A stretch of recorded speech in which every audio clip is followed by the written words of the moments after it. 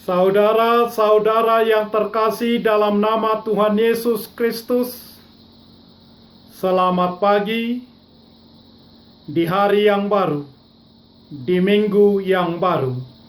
Selamat Natal. Mari kita beribadah sejenak. Kita menyanyikan Bukwende HKBP dari nomor 206 ayat 1.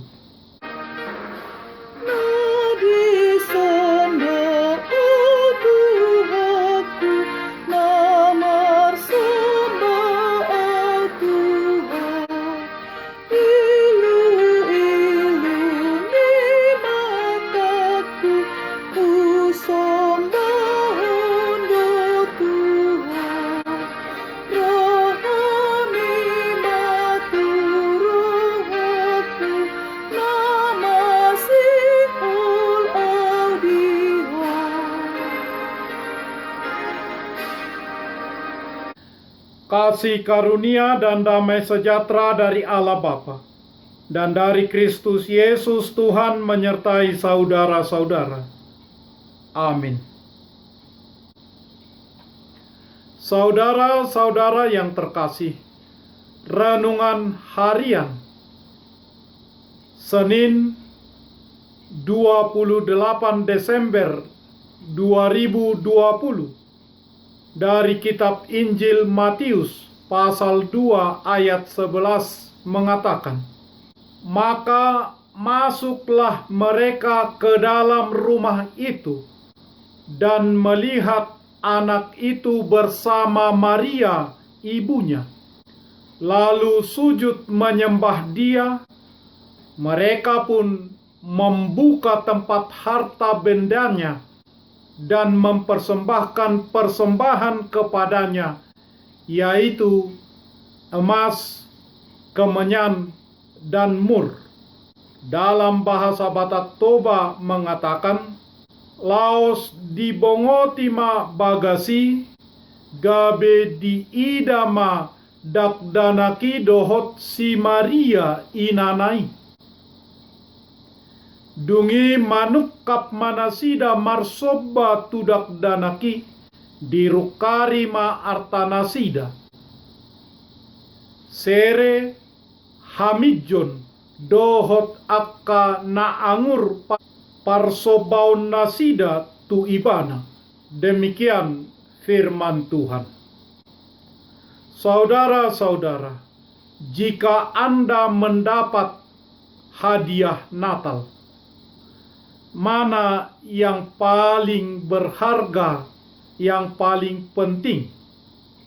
Isinya atau kemasannya? Bungkusan atau kemasan? Sadar ataupun tidak sadar, seringkali menjadi bagian yang terpenting. Itu membuat menarik sesuatu hadiah. Pada suasana Natal, kita melihat pohon Natal, pohon terang, dengan ragam-ragam pernak-perniknya, juga lampu-lampunya. Rasanya kurang perayaan Natal tanpa dihiasi oleh lampu pohon Natal atau pohon terang.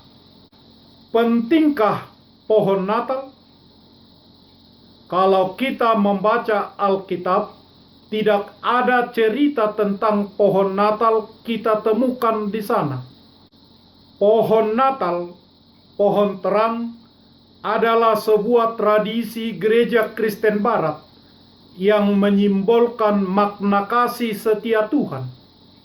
Ketika pohon lain rontok, tertutup salju, pohon Natal tidak. Itulah yang mau disimbolkan oleh pohon terang, pohon Natal. Manusia membutuhkan simbol.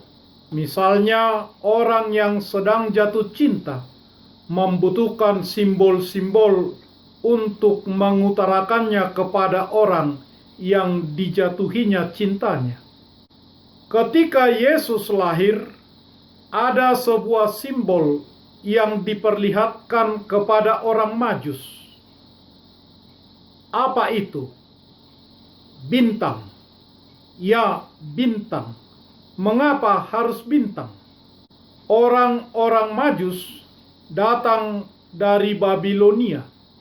Kitab Daniel pasal 2 ayat 27 berbicara tentang orang bijak dan ahli ilmu perbintangan, astereologi. Ketika masih pemuda, Daniel dididik di antara orang bijak, orang Majus Babel.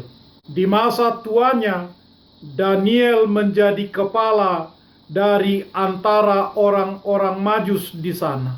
Mereka memiliki salinan dari kitab yang ditulis oleh Daniel.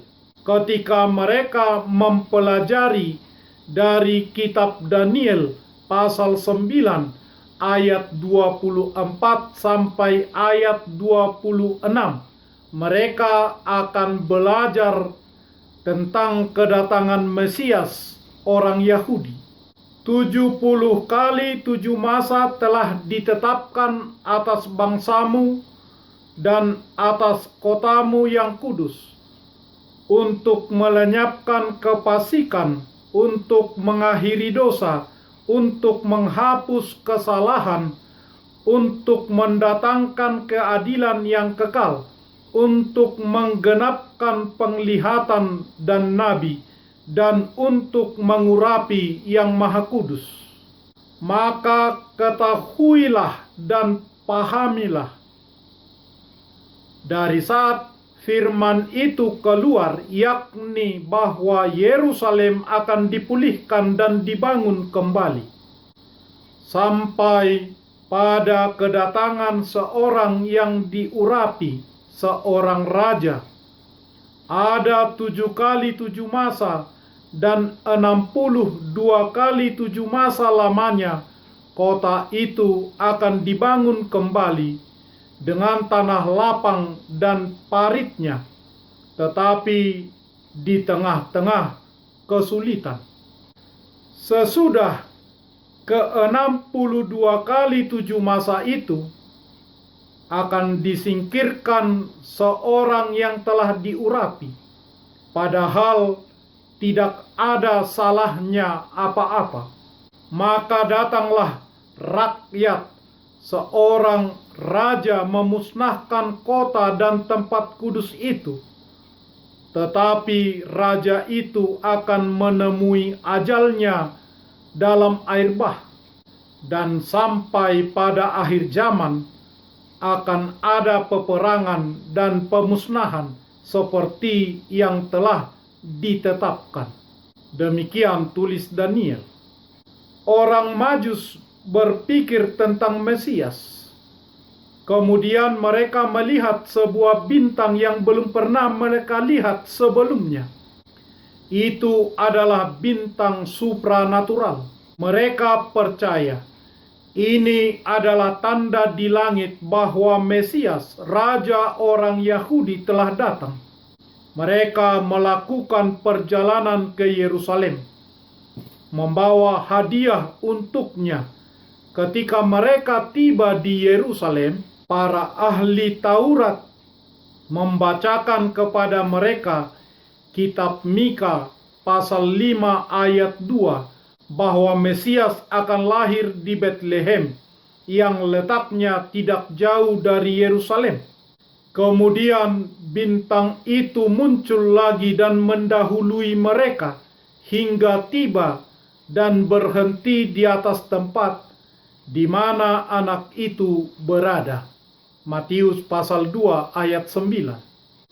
Kita tahu itu adalah bintang supranatural karena bergerak, membimbing mereka kepada Yesus. Orang Majus adalah orang yang pandai membaca makna bintang. Simbol bintang tidak diberikan kepada para gembala karena mereka tidak mengerti. Orang-orang Majus itu datang dari tempat yang jauh. Mereka mengorbankan banyak hal melewati banyak cobaan dan kesulitan untuk datang bertemu dengan bayi Yesus di Betlehem. Kiranya masing-masing dari kita mengikuti teladan mereka, teladan orang-orang Majus, untuk beribadah kepada Tuhan pada malam-malam Natal, tidak justru berada di tengah pesta-pesta atau acara-acara duniawi yang lainnya. Amin. Marilah kita berdoa. Ya Tuhan Allah Bapa kami, di dalam Yesus Kristus, kami bersyukur mendengar berita tentang orang Majus dengan keahlian yang mereka miliki.